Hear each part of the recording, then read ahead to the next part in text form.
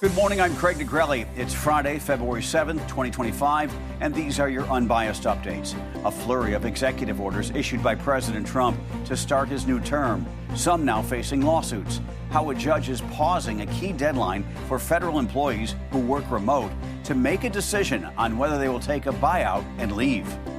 And as crews remove more wreckage from the Potomac River after the deadly plane and helicopter crash last week, it appears investigators are getting some answers.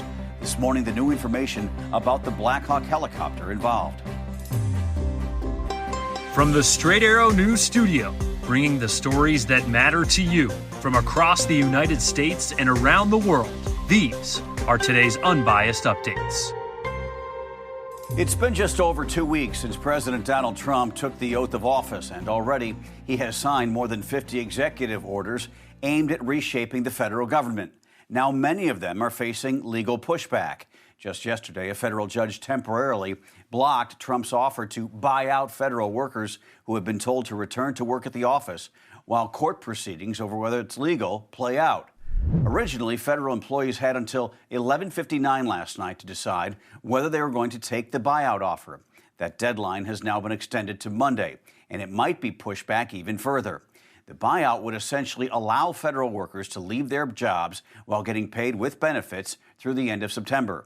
Federal unions have strongly urged members not to accept the package, questioning not just the legality, but the Trump administration's ability to follow through on its promises.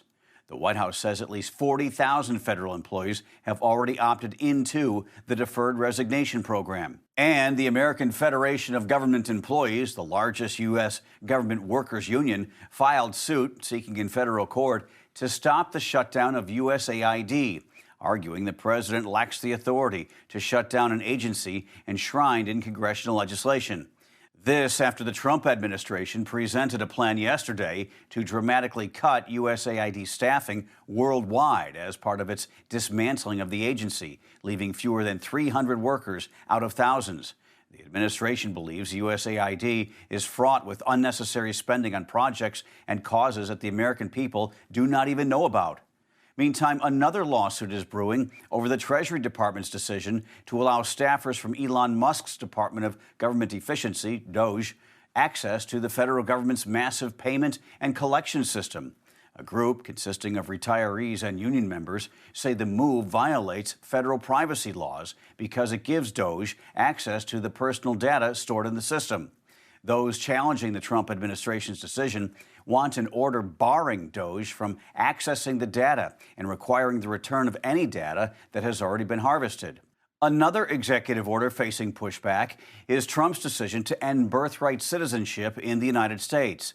That's when a child is born in the U.S. and automatically becomes an American citizen regardless of the parent's nationality, or because at least one of the parents was a U.S. citizen at the time of the person's birth.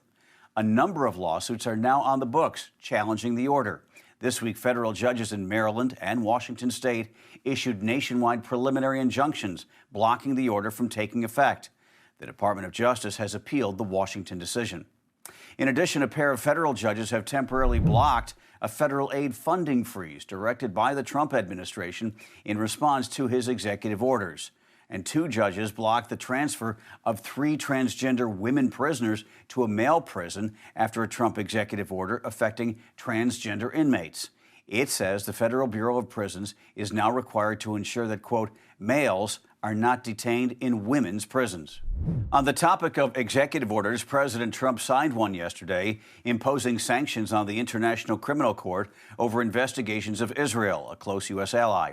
The ICC has issued an arrest warrant for Israeli Prime Minister Benjamin Netanyahu, who was at the White House this week, for alleged war crimes over his military response in Gaza after the Hamas terror attack on Israel in October of 2023. The attack left more than 1,200 Israelis dead and around 250 taken hostage in Gaza.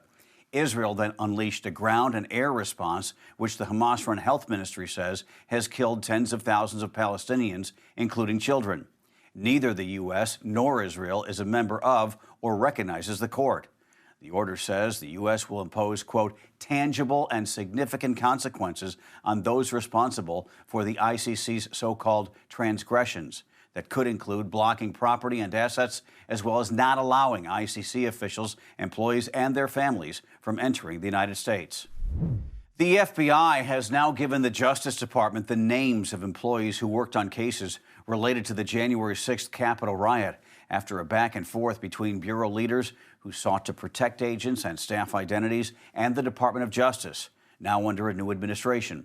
The FBI complied by providing the names through a classified system to protect employees from being publicly identified. That's what Acting Director Brian Driscoll told employees in an email yesterday.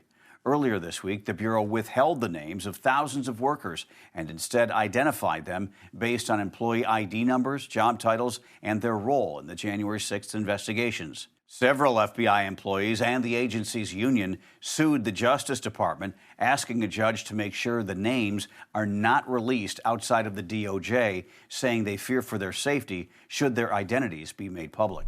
This morning, the search continues in Alaska for a Cessna aircraft carrying 10 people that went missing Thursday afternoon.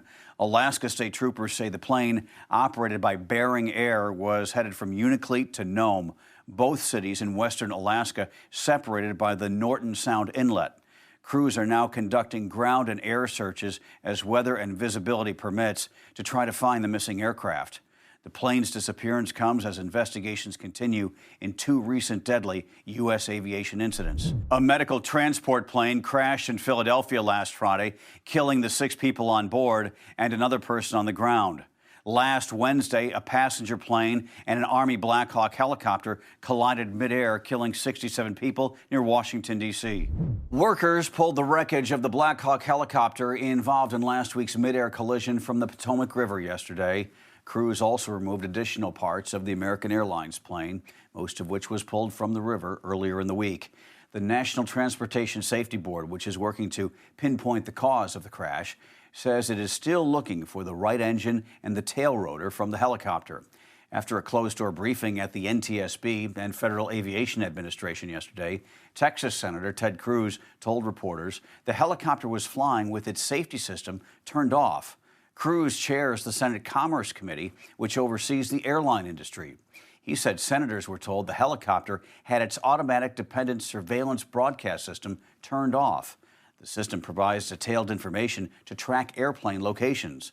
Military aircraft are allowed to fly with that system off. However, since it was a training flight involved in the crash, Cruz said, quote, "Unless there was a compelling national security reason for turning it off, that does not seem justified," end quote. NTSB Chair Jennifer Homendy told reporters investigators had not confirmed whether the helicopter was even equipped with that technology. Finally this morning, it's Super Bowl weekend. Come Sunday, millions of Americans will gather with friends, family members, and neighbors to watch the biggest NFL game of the year, along with all the commercials and the Kendrick Lamar halftime show. As for Super Bowl 59 itself, the AFC champion Kansas City Chiefs and star quarterback Patrick Mahomes will be going for their third straight Super Bowl against the NFL's Offensive Player of the Year, Saquon Barkley, and the NFC champions, the Philadelphia Eagles. Kickoff is around 6:30 Eastern in New Orleans. And for those who want to make it an all-day event, here's some cute programming that will warm your heart. The annual Puppy Bowl is back. It's a made-for-TV 3-hour event. It's a miniature football game played by dogs on a 20 by 30-foot field. The pups, between 3 and 6 months old, actually score touchdowns when they cross the goal line with a toy in their mouth. The goal, of course, is to encourage pet adoption. This year's Puppy Bowl, pitting Team Rough versus Team Fluff, will feature 142 rescue puppies from 80 shelters and 40 states. You could say the Super Bowl festivities getting all of us through the dog days of winter. We hope you enjoy Super Bowl Sunday, and don't forget to wear your team's colors. Hint, hint. Those are your unbiased updates for Friday. We'll see you back here on Monday. For all of us here at Straight Arrow News, I'm Craig DeGrelli. Have a great weekend.